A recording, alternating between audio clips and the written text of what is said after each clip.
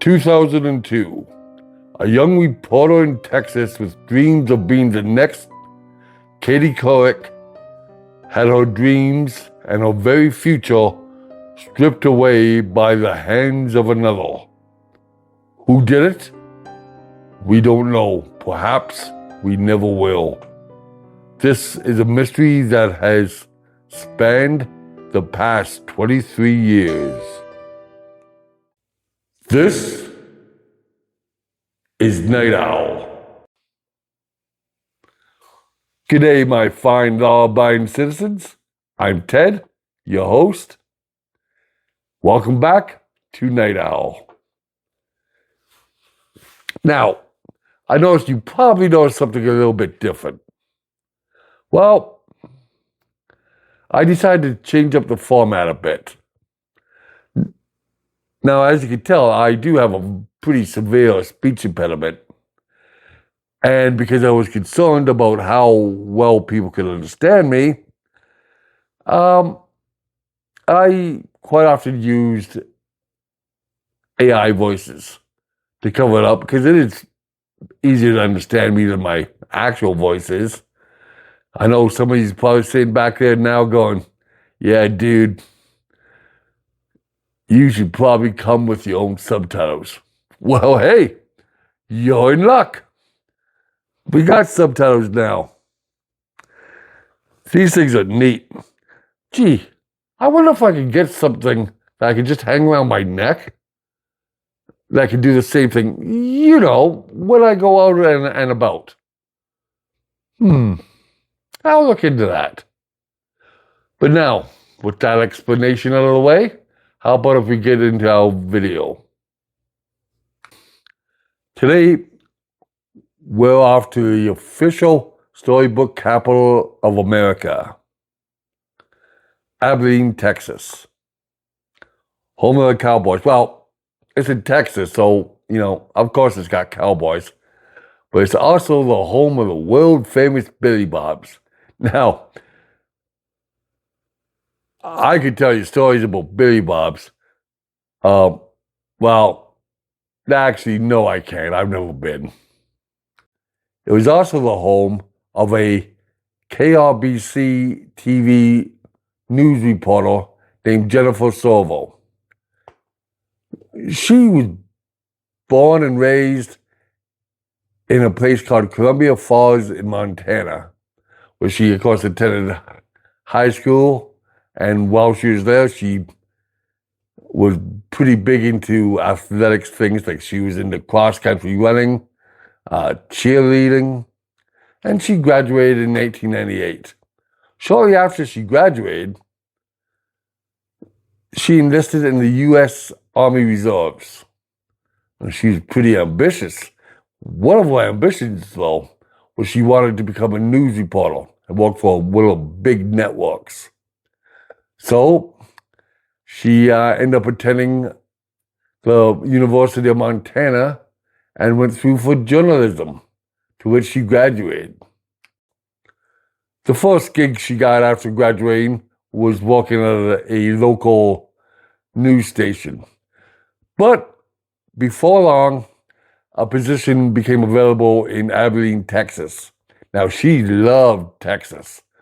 Mostly, she'll admit, is because of the Cowboys. So she just had a romantic vision of the entire state.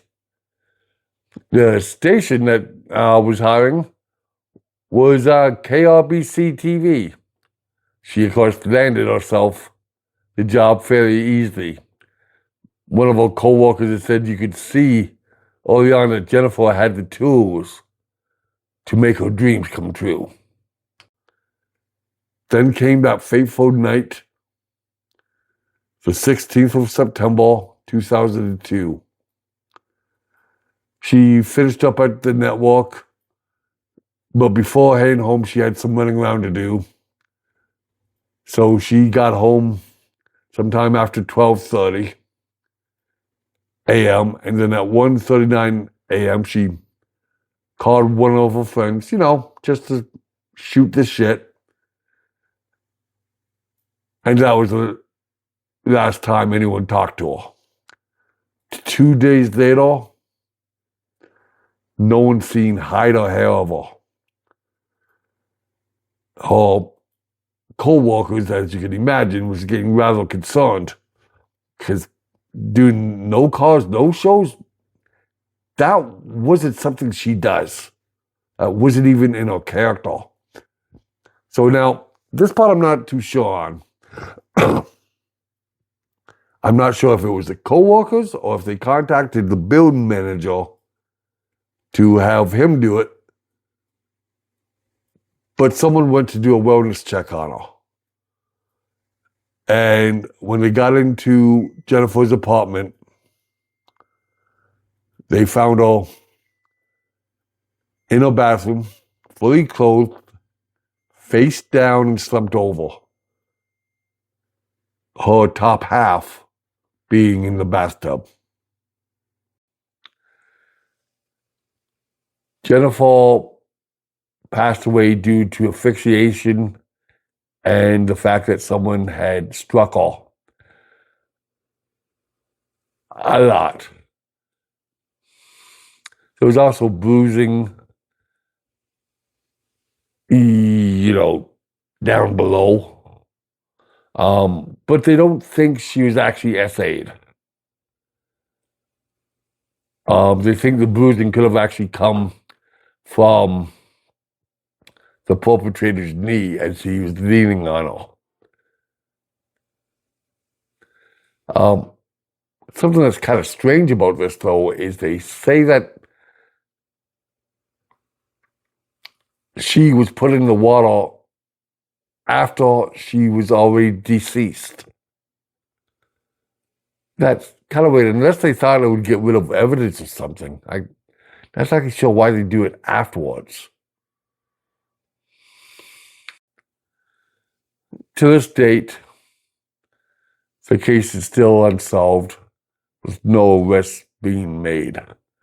That doesn't mean that it wasn't investigated. In fact, it's still being investigated. And this is the year 2025. They took DNA from 6 individuals and examined every inch of Jennifer's place.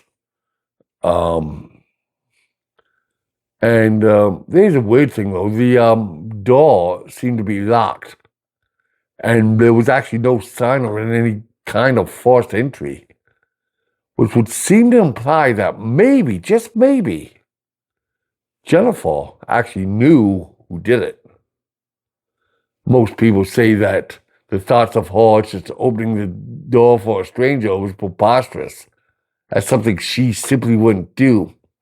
Like, even though she liked her job and she liked her town, because she's still relatively new in this town, she's still a little bit nervous, so she'd always keep her door locked. She even got herself a P.O. box so that no one would know where she lived.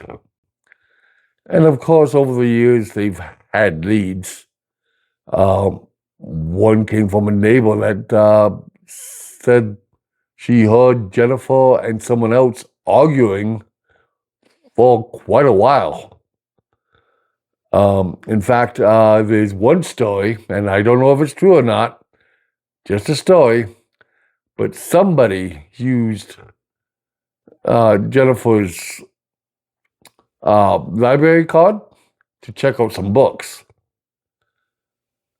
But once again, that's a story. The Aberdeen police, of course, is following every lead that they get. Well, of course, not sure what all the leads were. The police are all kind of playing this one kind of close to the vest. Now, that's not saying there was no one that they took a good hard look at. There was. In fact, they, to this day, have 2 people of interest. Unfortunately, it's the same 2. One is an ex-boyfriend of Jennifer's named Ralph Sepulveda. I am real sorry if I wrecked your name, sir, if you happen to see this. It wasn't an intention. As I said, she at one time dated Ralph, and they met while she was a Army Reserve. He was a Army Ranger. And in fact, they even lived together for a while in Abilene. And they lived together for just, a couple of weeks. That's when Jennifer discovered that old Ralphie boy had a child from another woman back in Montana. And he had a fiancée whom he dumped to move in with Jennifer. Well, that really didn't sit right with her, so she dumped his butt. Can't say I blame her. In fact, according to friends, though, a few weeks after they broke up, he tried to convince her to, give each other another chance, to which she said no. But the investigators, upon hearing all this, obtained a letter from Ralph that he had written to his ex-girlfriend, saying that he still loved her and never had any feelings for Jennifer. After they broke up and it became evident that Ralph had no chance of getting Jennifer back, he actually moved out of Abilene. And he ended up re-enlisting in the Army. He told the police that he was actually home on the night that Jennifer met her end, and he was actually in bed by 10:30. Kind of weird though, he didn't actually ask the police any questions about what happened to Jennifer. And he seemed fairly, quote unquote, guarded about his feelings or opinions. Investigators thought that maybe the district attorney would have actually wound up charging Ralph with what happened to Jennifer, but that never happened, at least not yet. But as I said, Ralph was not the only person of interest. There was another guy named Brian Travers, which was actually one of Jennifer's co-workers. He was the weatherman at the network. And they kind of had a fling, but it's one of those cases where he was much more into her than she was into him. But his connection is actually slightly more interesting than that. Remember when I said Jennifer had to make a few pit stops after she was done at the network? Well, she wasn't alone. Brian actually went with her. He was done at about 11:30, so he hung around, waited for her, and they went off to run their errands together. Now, he actually told the police something kind of interesting too, that when they were out doing their running around, they were actually followed. There was another vehicle behind them almost the entire time. Brian did end up giving the police a sample of his DNA, but no charges have ever been laid against either Brian or Ralph. Jennifer's case was actually one of the most high-profile cases in Abilene history. It may be cold, but that doesn't mean they're not investigating. from time to time, leads come in. And unfortunately, with any case like this, a lot of times the leads don't go anywhere. But people still cover the story. She, in fact, was even on the American TV show America's Most Wanted, as well as 48 Hours Mystery. And then there's tons of people that do podcasts or make videos like this one, just trying to keep the memory fresh and alive.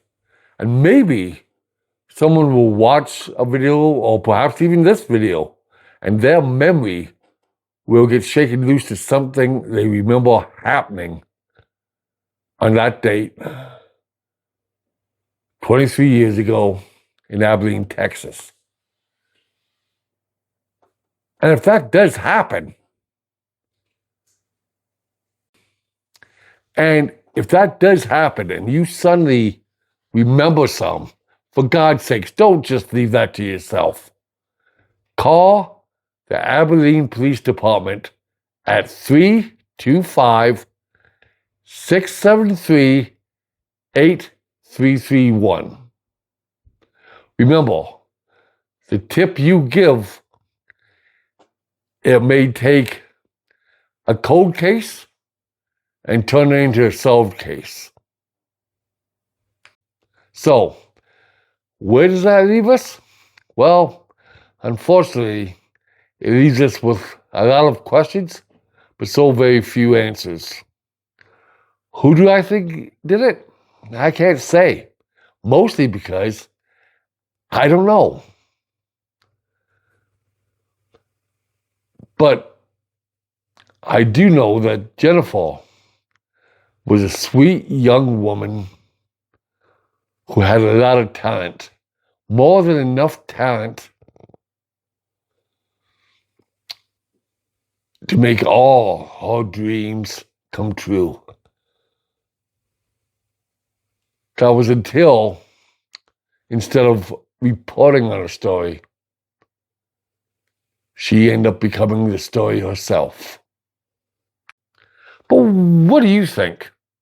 Do you think this is the case that will ever be solved, or do you think it's going to wind up being a mystery forever? Who do you think did it? Do you have any theories? Please, let me know down in the comments. And as always, please don't forget to hit like and subscribe and to share this video. It really helps my channel out. And also remember to turn on your notifications so that you'll be notified whenever one of my videos comes out. Thank you for watching, and remember, be you good or be you wicked, everyone deserves justice. Good night.